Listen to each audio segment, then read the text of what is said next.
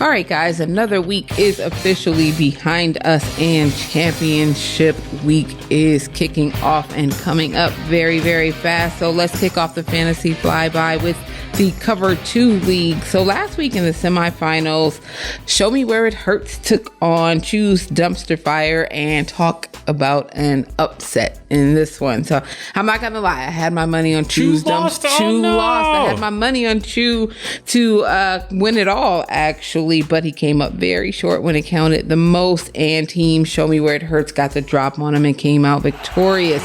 So this week, Show Me Where It Hurts was led to victory by none other than, you guessed it, the ever-improving Jalen Hurts, and allegedly drama-free now, so they say. They hooked up and everything looks better. Catch touchdowns, things look good. Yep. So Jalen Hurts gave him 35 fantasy points, 290 passing yards, 2 TDs, and a rushing TD. So Jalen and his Eagles are working overtime, I think, to silence those critics and make us believe that all is well in that locker room. And for now, it seems to be working. So we'll see. But the other leader on his team was that Dallas defense. I think that was a risky play. Very. But it paid off big time for him. So 28 fantasy points. Hats off to you. Show me where it hurts, and the best of the luck in the finals.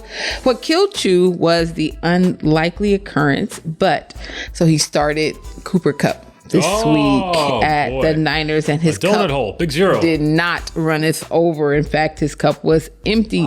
A lowly 3 targets and 0 catches. That was that rain game where no touchdowns. The first time all year there was no touchdowns that night. Yeah. Game. Yeah. Still kind of a shocker, though, that led for a person that led the fantasy league in points all season long. He took a loss 142 to 128, which is not a huge margin. So even a halfway decent game from Cooper Kupp would have put him over the top. Yikes. That's a very tough one to swallow. Had to be devastating. Not to worry, Chew. I have all the Kleenex that you need. We are here for you.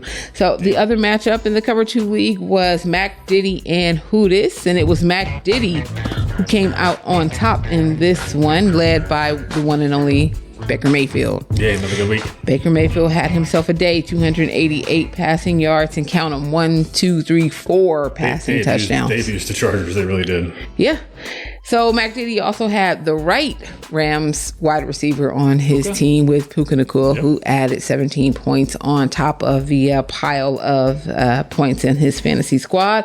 So this loss also had to be a heartbreaker for Who Dis. He had Lamar Jackson, who put up 49, and Joe Burrow, who put up another 25, and he still didn't pull off the win. So that's got to hurt. He was really let down by DK Metcalf and the early exit of David Montgomery with the knee injury. Yeah. So that sealed his fate in that league. So next week in the finals, Show Me Where It Hurts versus Mac Diddy for all the marbles. Best of luck to both of you. And so Who Dis is taking on Choose Dumpster Fire for third place. At least one of you will get your money back. So good luck, guys. Good luck. And on to the flagship Air It Out League. In the semifinals last week, we had all the smoke face off with our very own Bulldog Joe here. And where there is smoke, there is fire, and all the smoke burned down your house, Joe. That's the worst week I've ever had. Did you see that? It was tough. Has so my quarterbacks are Tua and Purdy. Tua had the worst game he's ever had in his life. And this, oh man. And then Purdy the same thing. In the rain game, they didn't no touchdowns. Yeah, it was a very rough one to watch. But so 179 to 86, that is quite the margin of victory, thanks in large part to 3 guys on all the smokes roster who did the heavy lifting for him. Of course, Lamar Jackson with that 49 points. I think for most people, Lamar Jackson will end up being a league winner this year. Or Josh Allen. Josh Allen, those guys, yeah, for sure. Lamar put up 49, like we said. The rookie, Jaden Daniels, another 29 points in that very stout scoring Denver defense with 33 points for him. I don't know if you noticed, Joe, every single player on your roster came up short. Nobody hit them, except for Miami. So Saquon got hurt, which killed me. Both my receivers, Terry got a terrible game. Garrett had it started off well, but a bad Never game. Seen anything like it. That's the worst I've seen. Like that's got to be a record. No one got, except for the Miami D, no one got their projections. My whole team, one person on the bench, Terry McLaurin. Everyone else. Yeah.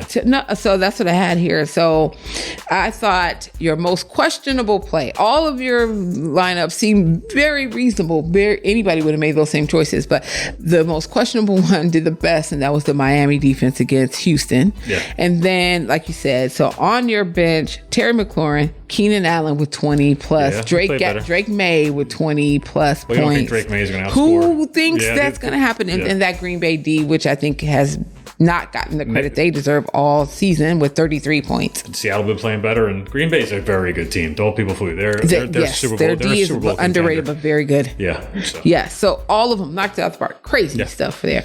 But the other semifinals matchup this week in Air It Out, yours truly, the Battle Beast, taking on Florida Fade, and Florida Fade actually caught one this week. He's gonna love that. But we have been saying it all year long. This is a super competitive league, and this one was kind of close too. But thanks to the duo that is Jared Goff and Jahmyr Gibbs, the Battle Beast came out on top. How about the 60 burger from Jared Goff? Nobody talks about him for MVP. I'm telling you. He's so quiet. He's so unassuming. Right there with all the other guys. 494 passing yards, 5 touchdowns. I watched. I mean, they lived behind that whole game and they were chasing, but still, I mean, what a performance! Especially after 42 losing your star to 48. What was the over/under on that one? It had to be at least 50. It was. Let's go back. We'll look in reverse. It was 54, and they ended up in the 80s. Crazy. That's 2 weeks in a row for Buffalo in the 80s. Yeah. Then Jahmyr Gibbs capped things off, 83 receiving yards, 31 yards on the ground, a rushing TD, and a receiving